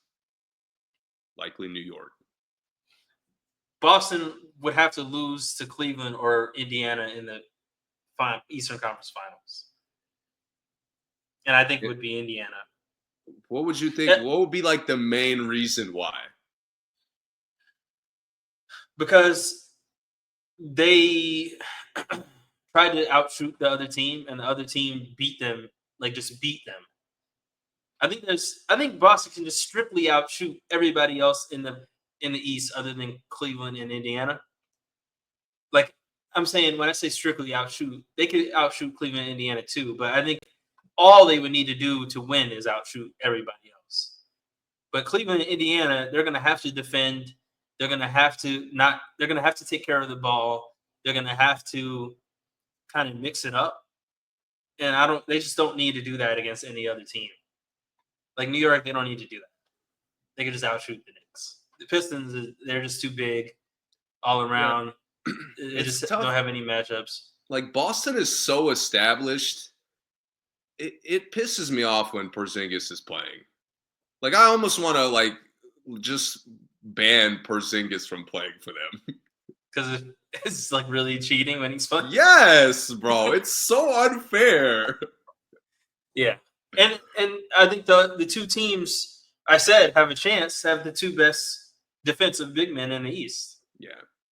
I mean, I think Porzingis, I can't remember his name right now for the Cavs. Allen? Or Mobley? Yeah, Allen. Jared Allen. I was trying to remember his first name. Jared Allen, I think, is probably the only guy who can chase Porzingis around. Turner's feet.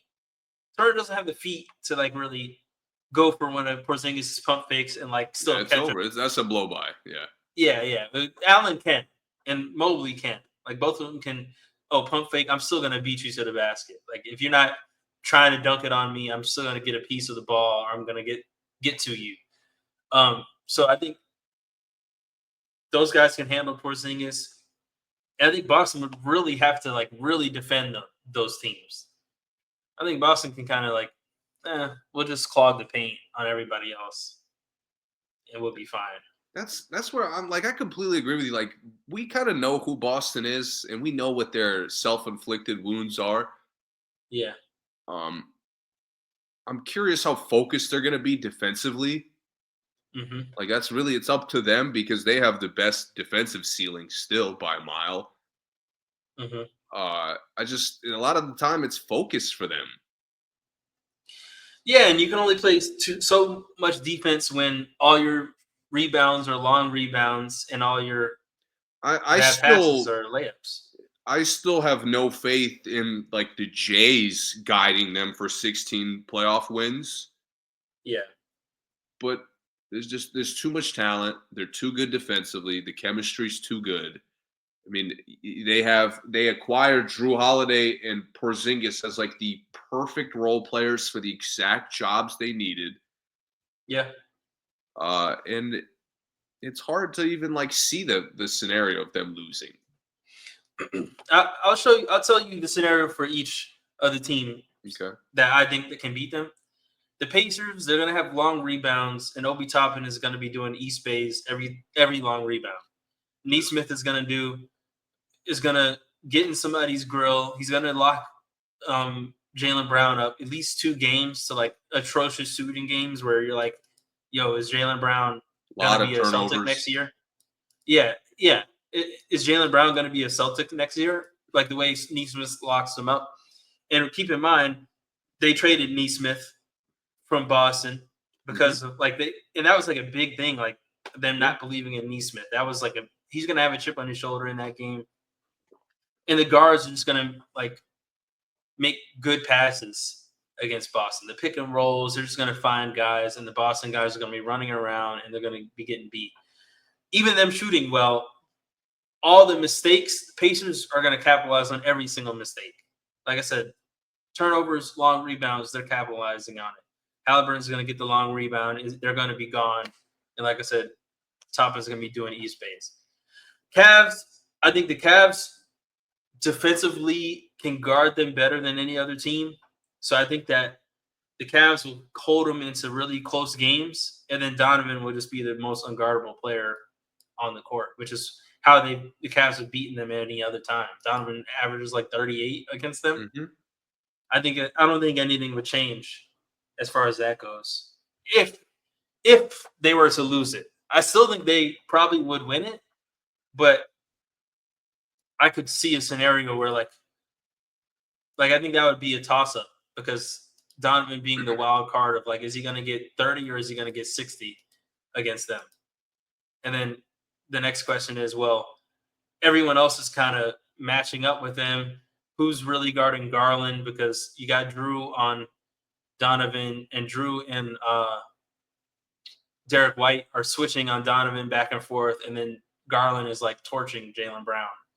Yeah. And like an off switch. And like he's just, that hezzy head fake cross he does and like getting into the paint and then throwing up lobs and kicking it out, and it's just buckets.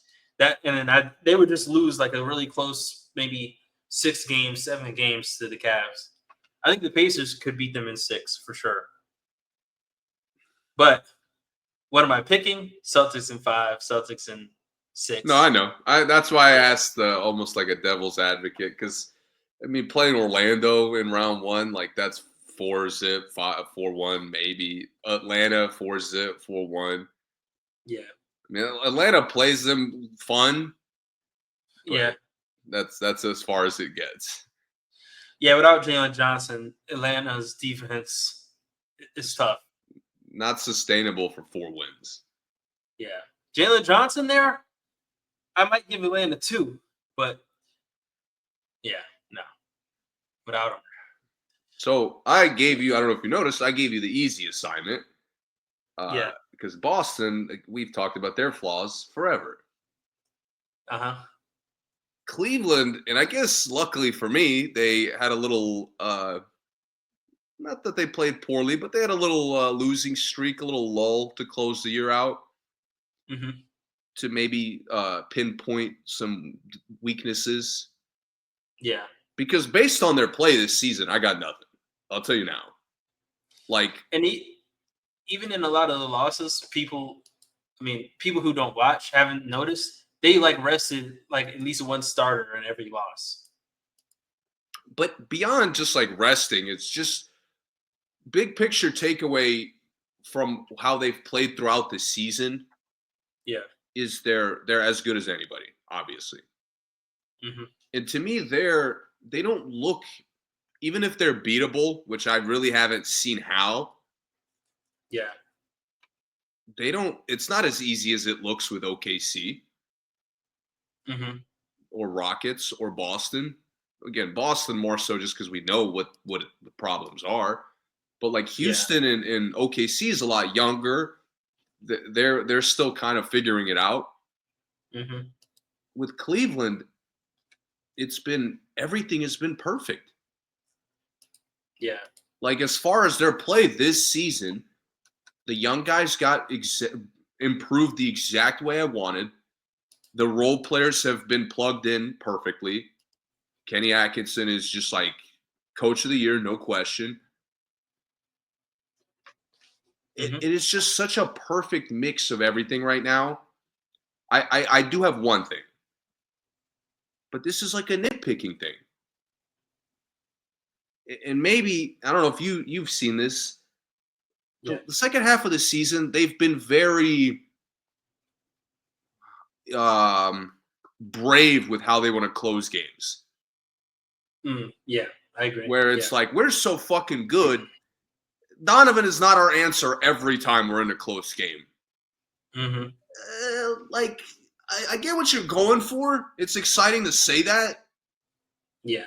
But when we're in the fucking playoffs, it better be the answer. Yeah. Yeah. This is, to me, this is their one potential flaw, super nitpicky. They seem to have they trust Garland to be the one to lose the game instead of Donovan. Yeah. And that, to me, it's like you're making a mistake before it even happened. Yeah, and sometimes they kind of they try to surprise guys with who gets the shot. I remember a couple of games DeAndre Hunter took the game-winning shot. Like, why?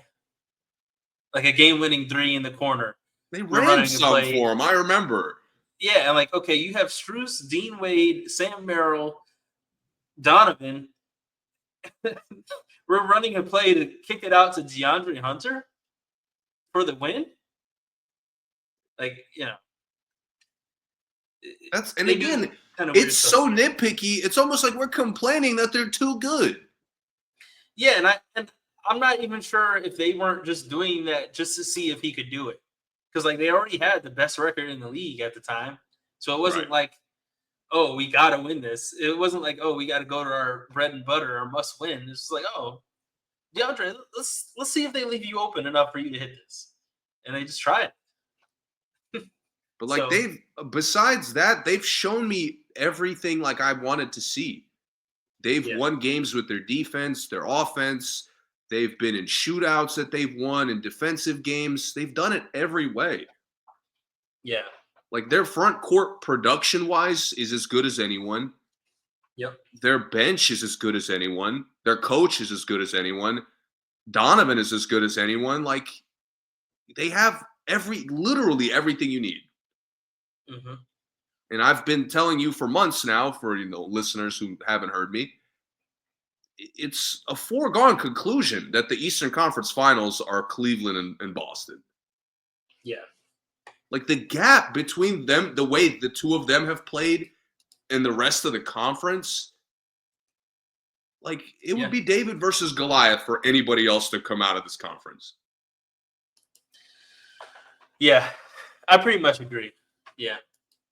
I think the Pacers could potentially shock Cleveland, but it would be like 7 games. It would be like a really hard, maybe 3 overtime games. Yeah. It would be like the toughest series. It would be like a survival series. Yeah, it would be. Yeah. Like Cleveland goes up 3-0 or like 3-1, and then the Pacers just work their way through the next 2 games. Like, okay, now Donovan has to win it for us the last game, whatever. A lot of pressure. I will say another, I guess, slight criticism. There's a lot of pressure on the Cavs. There is, yeah. They can't get better than this. Like, this is as good as they could be. Mm-hmm. To me, they're good enough to win the championship this year. They are. Yeah, I agree.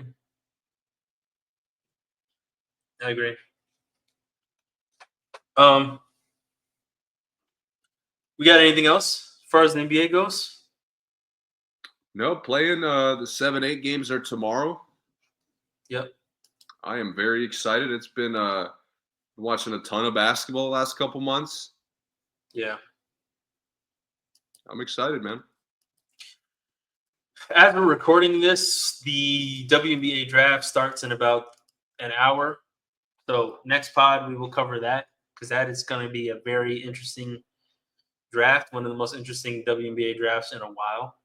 Because for those who are in tune, you look up 4 different websites, mock drafts, you're going to get 4 different picks. Like, no one is consensus on the top 10. Maybe the top 5 is Paige Malonga out of France. It's Iriafin out of USC. It's Citron out of Notre Dame. It's Anissa Morrow at 5th. But pretty much after that, it's been all over the place. So it should be pretty interesting. They invited some players, and there's a lot of players that they omitted out of the invites to the draft. They only invite like maybe 15 players, where like the NBA draft invites like probably 40. Yeah. So it's a little bit different. It's going to be interesting for those who, like I said, if you're in tune, you kind of know, but you want to do your research, look at all the mock drafts. I mean, the draft will be over, but look at the mock drafts, compare it to what they picked. And it's a lot of parity there. So should be fun. We'll talk about that next pod. Yeah.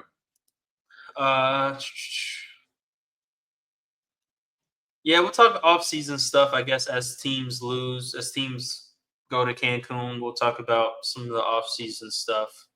Yeah. You want to talk a little bit about Go ahead. Yeah, me too. You want to talk a little bit about the NCAA? I mean, I picked Florida after the first round because my eyes were bleeding. That first Thursday, Friday, my eyes were bleeding basketball because I literally was just staring at the fucking TV. I pretty much watched everyone, and I'm like, Florida's way better than everybody. Yeah. And funny enough, even though they won the tournament, it was literally a close game every other round. Yeah. UConn, I can't remember who they went beyond that, but it was literally a close game. Maryland, close game, and it ended in a phenomenal championship game. Yeah, it did. Yeah, when Florida beat my my Volunteers in the conference, I just saw they were just way too big. They were just so dominant inside, man. Like the rebounding was amazing. Yeah. The guards are all really strong, really athletic, really physical. They attacked. They probably had the best shooter in the tournament. They just played a really, really good tournament. They just had everything you needed to win. They were just overwhelming. They're overwhelmingly strong, overwhelmingly tall, and then they shot overwhelmingly well. So, yeah, it was a foregone conclusion for me as well. It was cool to see all the 1 seeds make it to the Final Four. Yeah, more rare than people think. But yeah, but only Duke played like they were unbeatable. Mm-hmm. Like throughout everybody the season? else, regular season and the tournament, like the rounds prior. Yeah. I mean, Houston was a very exciting team. I was very disappointed. Even though I was rooting for Florida, like Houston had played so well, by the end of the game, I wanted them to have it. Yeah. But they've been so close for like a few years now. I hope they stick with it. Yeah, you rarely see Houston in the really performing well in the tournament, and they're always there. Yeah, they're always there, and they always look competitive. But we rarely see them in the. I can't remember if it was last year or they've had some injury problems like not that long ago. Yeah, and Quentin Grimes, when he was there, they were really good. Which was what, 3 years ago, 4 years ago? Yeah, he's young. Yeah, they were really good when he was there. They had a couple good teams. Larry Brown had that little era there, that surprising era, where they looked really good. So, yeah, they're building a good culture down there in Houston. Did you watch? You watched the girls? Had a good time watching the girls tournament. Oh yeah. The girls tournament was interesting, but this year, so many injuries really messed it up. I shouldn't say so many, but like all the top teams had like one injury that was like, I don't know if they could do it without that person, and kind of turned out they couldn't. Is the girl from Notre Dame? What year is she? Olivia Miles, that's transferring? Or no, the small guard. Hidalgo. Yeah. She was a sophomore this year. Okay. The Juju in Hidalgo's class is probably the best freshman class of all time. Holy shit, they're going to be in the same class. Oh my God. Yeah. Probably the best freshman class of all times. I think most people would probably agree with that. Madison Booker from Texas is in that class. Michaela Williams from LSU, I think she was the second leading scorer for them this year. She's in that class. Texas, she was the leading scorer. Booker was the leading scorer. She's in that class as well. So in the Elite Eight, every team's best player other than Paige was a sophomore. Mm-hmm. So it's going to be a fun year next year. There's going to be a lot of fun next year, especially with Olivia Miles, who was a senior, but missed a year with the ACL for Notre Dame. She's transferring to TCU, so she's coming back. So it's going to be another really good year. I think she was probably going to be the number 2 pick of the draft this year, but I think she stayed, try to get that number 1 pick next year. So going to be exciting. definitely going to be exciting. This year was an exciting year overall, but UConn, man, legendary tradition. Paige Buckers, she finally got that title. She missed almost 2 years with injuries, so she finally got it was her tough. I title. wanted Paige to win, but I also wanted Dawn Staley was battling against history, so I was like, yeah, try to get that back to back, yeah. Which really only UConn has done, I think, in women. yeah, she's gonna be right And back. Tennessee. Should be fine. Oh yeah, they'll be fine. They'll be fine. They're getting the leading scorer in the country from Florida State next year. She transferred there. She was averaging like 27 a game. They're basically a dynasty. Yeah. The transfer portal actually is more interesting in women's than it is in men's. Because rarely do you see the best player on the team, because normally they're the best player, they just go to the draft. But in women now, the best player on these smaller market teams are just going to a bigger market, to a more major team the next year. Like Florida State isn't really small. They're not even really mid-major, but as far as women's basketball, they have never It was really like been the like a pros trend, but in college. Yeah. It applies Where pretty well. a guy at Florida State leading the country in scoring would just go to the NBA. It would just be easy. But women, she's there leading the country in scoring, so she's just going to go to like the bigger, better team, more NIL money, more endorsements, higher leverage in the draft. Because, the draft likes to see them play against better competition. SEC is the best it is right now. So. I got you. Yep. Good stuff. I think that's all I got today. We'll probably be back after the plan. Probably maybe next week. We'll probably have to come back for shorter episodes. Do a lot of recap, sure. especially the first 2 rounds. Yeah. May have to recap the plan after Tuesday. Or when is the last play-in game happen? What, Friday? Friday? Yeah. Okay. Yeah, we'll have to check in on that one for sure. Playing tournaments makes it more interesting. But all right. Thank you for listening. As always, follow us, subscribe, and we will see you guys next time.